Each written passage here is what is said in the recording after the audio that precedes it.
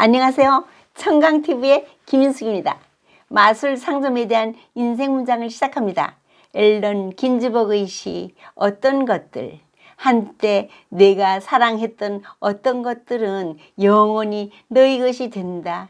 내가 그것들을 떠나보낸다 해도 그것들은 오늘 그리며 너에게 돌아온다. 그것들은 너 자신의 일부가 된다.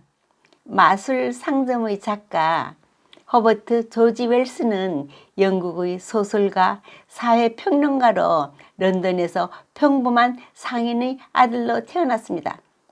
어려운 환경 속에서도 뛰어난 학업 능력을 발휘하여 갱신턴 왕립과학대학에 진학하고 당시 저명한 생물학자였던 헉슬리에게 가르침을 받습니다.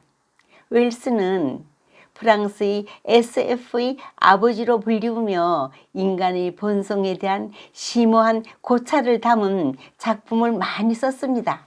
주요 작으론 타임머신, 우주전쟁, 투명인간 등의 장편과 오늘 소개할 단편 마술 상점 등이 있습니다. 어느 날 나는 아들 기브의 손에 이끌려 레전트가에 있는 마술 상점에 들어가게 된다. 그곳에서 사라지는 달걀, 수정구 마술 어항, 요술 거울 등 신기한 물건을 구경하고 있을 때 외모가 기이하고 안색도 참백한 음침하게 생긴 주인 남자가 나타났다. 머리, 팔꿈치, 입속에서 유리공을 꺼내는 마술을 보여주면서 이 마술은 절대 사기가 아니라고 강조한다. 그는 기비 선행소년단원이라는 비밀을 알고 있었으며 선행단원이 아니면 마술 상점에 들어올 수 없다고 말한다. 사실 그의 말대로 성미가 고약하고 버릇이 나쁜 아이들은 밖에서만 안으로 들어오려고 때를 써도 문이 열리지 않는다. 상점 주인은 많은 물건들을 보여주며 기비 가지고 싶어하는 물건들을 신기한 마술로 하나씩 포장을 했다. 전시실을 보여주겠다며 데리고 갔다.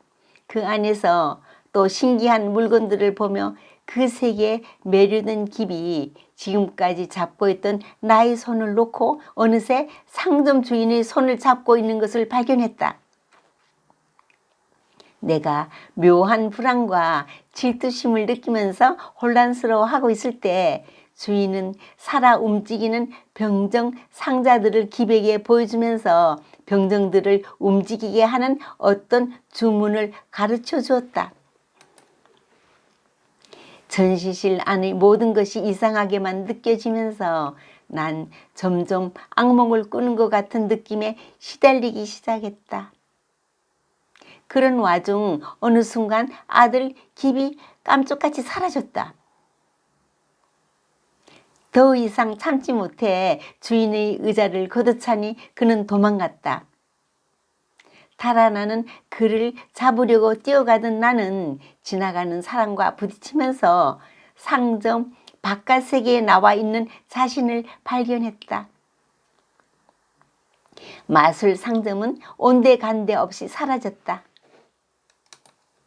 순간 사라졌던 아들이 주인 남자가 포장했던 물건들을 팔에 안고 저만치 웃고 서 있는 모습을 보게 된다. 집에 돌아와 물건 꾸러미들을 풀어보니 거기엔 아무 속임수도 없으며 물건들 역시 너무 훌륭한 것들이었다. 마술 상점의 존재를 믿지 않던 나는 점점 그곳에서 일어났던 일들을 믿기 시작하고 기비 가지고 노는 병정들에게도 어린 아이처럼 관심을 가진다. 아직까지 병정들이 움직이는 동작에서 뭔가 마술적인 점을 찾아내지는 못했다. 그런 걸 알아내기란 어려운 일이었다. 물론 상품에 대한 계산 문제가 있었다. 나는 지불에 관한 한 철두철미한 습관을 가지고 있었다. 그래서 그 가게를 찾느라 레전트 가를 몇 번씩이나 오르락 내리락 했다. 그 문제에 관한 한 내 할 도리는 다 했다 라고 생각하고 싶었다. 그 상점 주인이 누군지는 모르지만 아들의 이름과 주소를 알고 있으니까 자기가 편할 때 청구서를 보내도록 내버려 두는 것이 아주 당연하다고 생각하고 싶다.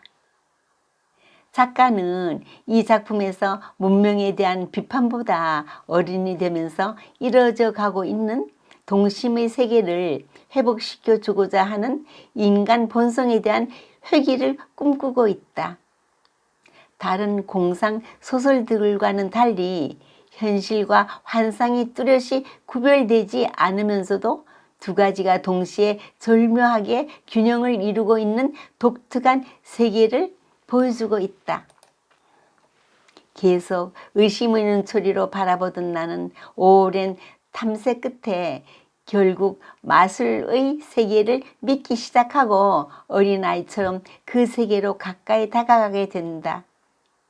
그렇게 동심을 회복해가는 모습이 작가가 현대를 살아가는 모든 어른들에게 바라는 모습이 아닐까요? 빌립보서엔 아무것도 염려하지 말고 오직 모든 일에 기도와 간구로 너희 구할 것을 감사함으로 하나님께 아뢰라. 그리하면 모든 지각에 뛰어난 하나님의 평강이 그리스도 예수 안에서 너희 마음과 생각을 지키시리라. 임종을 보기 위해 자식들이 둘러앉아 있는 가운데 아버지는 지난날을 회고하며 유언을 했습니다. 얘들아, 너희 엄마 부침개 솜씨는 최고였단다. 마지막으로 한 점 먹고 싶구나. 가서 부침개 한쪽 가져다 다오. 아들이 부침개를 가지러 부엌에 갔으나 아들 손엔 부침개가 들려있지 않았습니다. 어째서 빈손으로 왔느냐? 엄마가 그러는데요. 내일 문상객을 대접할 것 밖에는 없대요. 언제나 은혜를 기회로 생각하는 사람이 되십시오. 감사합니다.